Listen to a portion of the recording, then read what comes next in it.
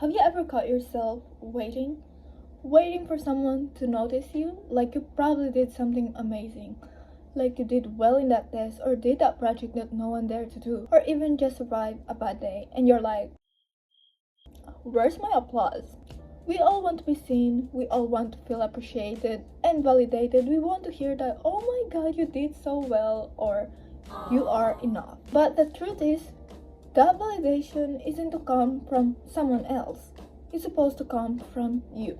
In today's video, we're going to talk about how to get that validation from yourself.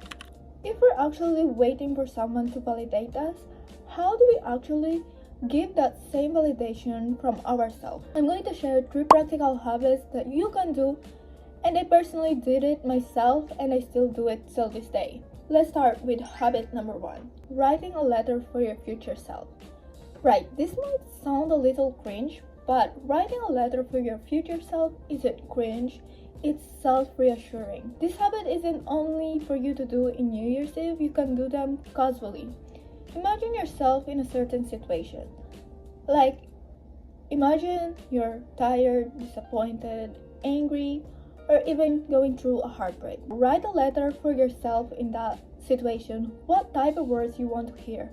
How are you going to reassure yourself in that situation? What would you want to hear if you're going through that situations? I want you to write them down in the letter.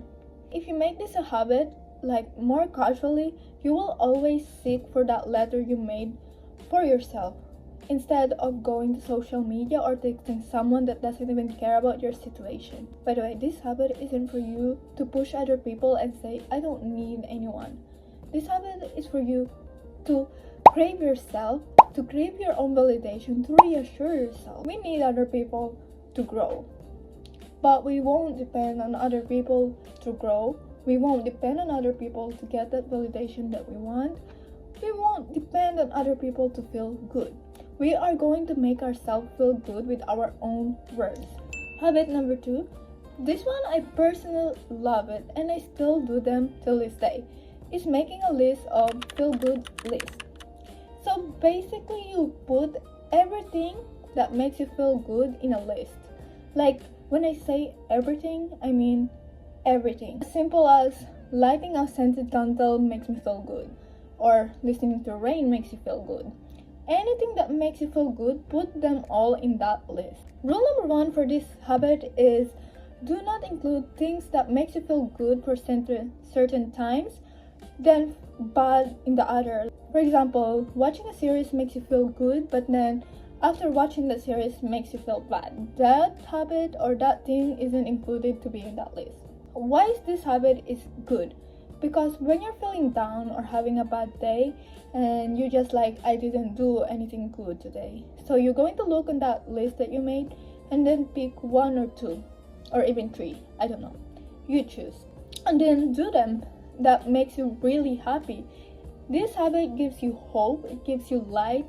Even though you're struggling or having a bad day, you have this light hope that there's something that makes me feel good to ease down the problem, to ease down the stress that you're feeling. So instead of you feeling bad, crying, listening to sad songs, you're going to look in this list and then do anything with that list.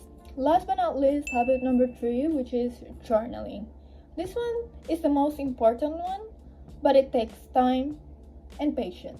And when I say journaling, I'm not talking about those aesthetic way you see in Pinterest or TikTok. I'm talking about shadow working, self-reflection. And that's why this takes time and patience. And why is this very important? You can only help yourself if you know what's wrong with you, if you know what triggers you, what you like and dislike. If you're new with this, journaling, shadow working, you can literally use ChatGPT to help you with the questions. You can ask maybe 5 questions would do, 3 even enough. You just really need to be very authentic to yourself. You need to answer the questions honestly, and you need to stop and really think deeply about the questions. You can also go to Pinterest and then search shadow work questions. There's normally a bunch of questions in Pinterest if you search shadow work questions, and you just need to pick a few of them. That's it for today's video. It's very short, but I hope it helps you one way or another.